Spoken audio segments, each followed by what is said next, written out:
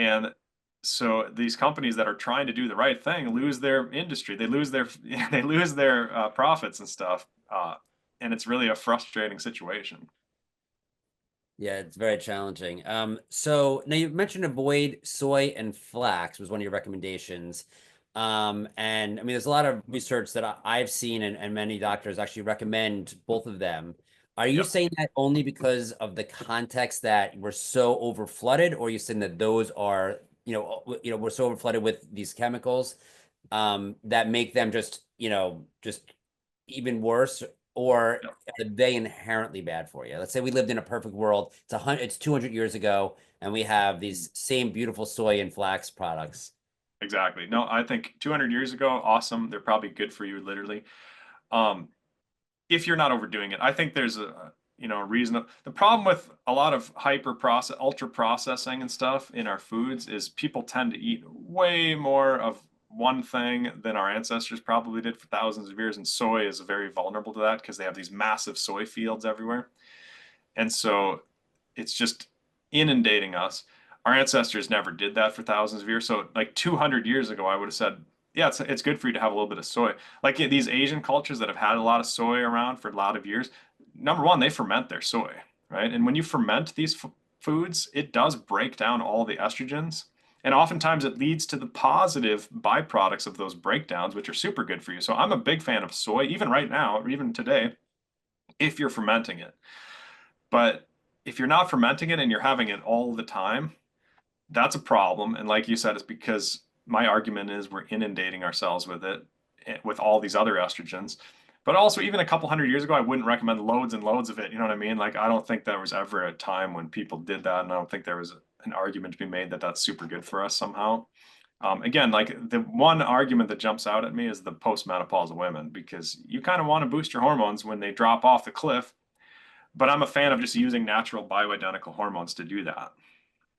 Okay, and so things like tempeh and tofu, they're both fermented, They're and great. They're things that phenomenal. Yeah. you can As eat long them. as they're actually, yeah, exactly. As long as they're naturally fermented. The problem, again, it goes back to our food system and our culture. We oftentimes shortcut the process and make tempeh, and then it's not really tempeh because they're not really fermenting it. Most companies do ferment it, but I'm just saying, like, there's a lot of shortcuts with soy sauce and things like that where they're not actually doing what they're supposed to do, which is ferment the thing.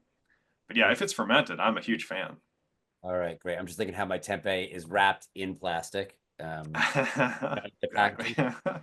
So you can't win. But now you mentioned epigenetics, which you've given a different definition than I'm used to for epigenetics. Normally, when I hear the term epigenetics, they are talking about, and I guess yours is more the more technical background of it, which is epigenetics is the expression of our genes, right? So they would say that you're not changing your genes, but you're changing the expression of your genes.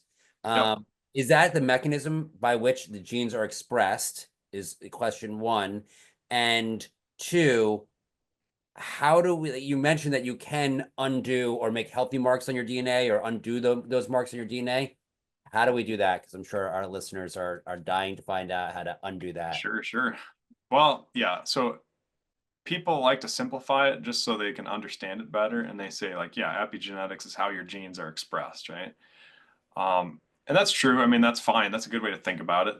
But technically, it's more specific, meaning it's actual marks. I mean, the word epi just means upon. Like from Latin, it means upon your DNA. Epigenetics is on or upon your DNA. It's marks on your DNA. And so how do you change the expression of your DNA? You make marks on the DNA. And our DNA, it's complicated, right? Because it has these things called promoters. So when you have genes, that are making proteins that are ultimately leading to proteins being made, the very beginning of it is called a promoter. It's kind of like, how like at your house you have a driveway and then that goes out onto the highway or whatever. Your genes have these little driveways, they have these little promoters, and proteins can stick to those promoters and then get you out on the highway. They can then make a protein.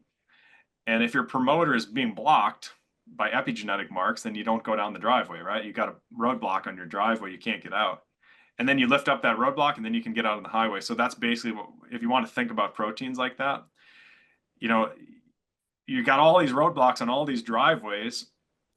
That's epigenetics. That's actual marks. They're physical things, right? They're actual chemistry. It's you know, ubiquitinations and summolations and methylations and acetylations. They're technical terms, but they're actual chemical marks. Again, think of it as a roadblock on your driveway.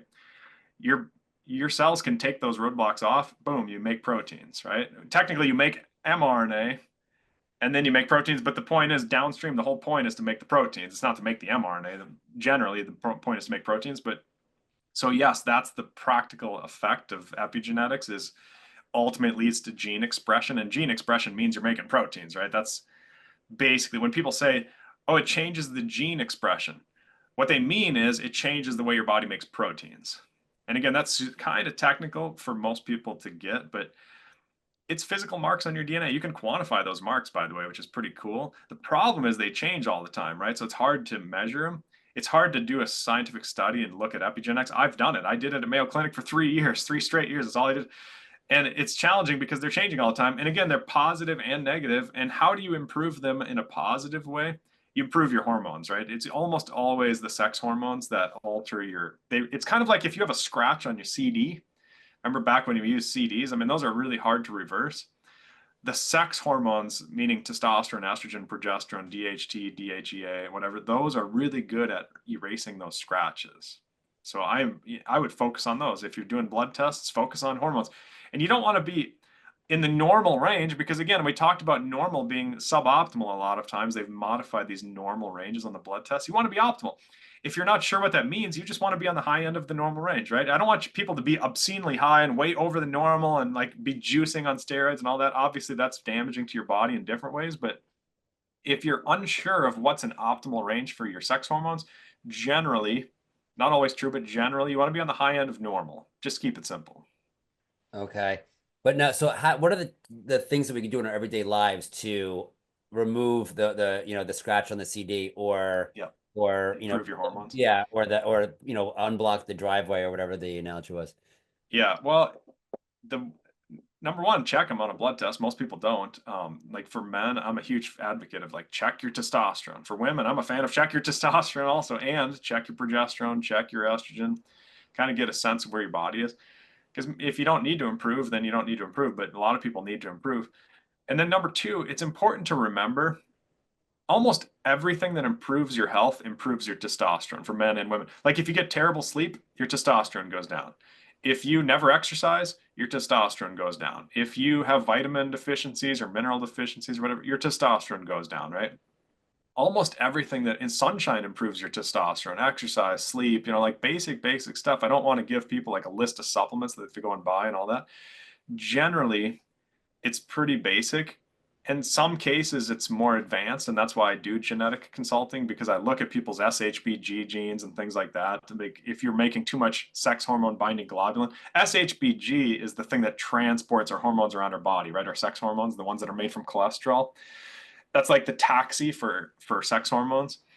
So if you have some genetic issues with that, you might need boron supplements or zinc supplements or whatever. Like there's a lot of nuance here, but I don't want to get into like individual people's needs. I want to just give people generally what works for most people. And then the individual variation is obviously important, but I do that as a consulting because it's hard to, you have to look at people's blood work. You have to look at their genetics. You have to look at what drugs are they on, what's their exercise, what's their goals, what's their age. You know what I mean? There's a lot of variabilities.